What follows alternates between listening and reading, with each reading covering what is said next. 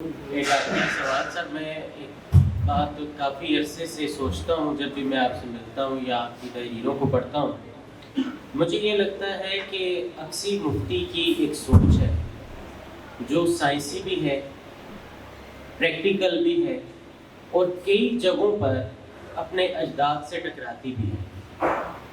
وہ ممتاز مفتی کے اگینسٹ بھی جا سکتی ہے، وہ قدرت اللہ شہاب کے اگینسٹ بھی جا سکتی ہے، وہ اشفاق احمد یا بانو قدسیہ کے اگینسٹ بھی جا سکتی ہے، اور بڑی لاجیکل اور بڑی پریکٹیکل ہے۔ مگر آپ اس چیز کو کہیں نہ کہیں سپریس کیے ہوئے ہیں کہ وہ بڑے ہیں، ان کی بات چلنے دیتے ہیں، اپنی بات کو چھوڑ دیتے ہیں۔ تو کیا آپ کو یہ نہیں لگتا کہ سپریشن کسی وقت ختم ہو جانا چاہیے؟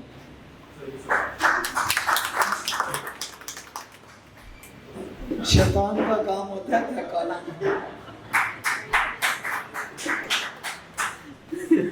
میں ان لوگوں کی برابری نہیں کر سکتا، دوبارہ بھی پیدا ہو کے آ جاؤں تو نہیں کر سکتا۔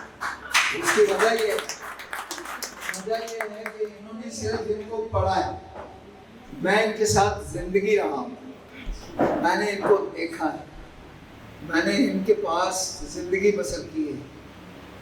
میں سمجھتا ہوں کہ میں کتنا بھی علم حاصل کر لوں، میں پی ایچ ڈی 2 اور کر لوں، میں یورپ جا کے پتہ نہیں کیا کچھ کر رہا ہوں، لیکن میں ان کی برابری نہیں کر سکتا۔ بس یہ حقیقت ہے، اور مجھے اسی میں خوشی ہے، اور یہیں رہنے دیں، مجھے برائے مہربانی مجھے بہکائے نہیں۔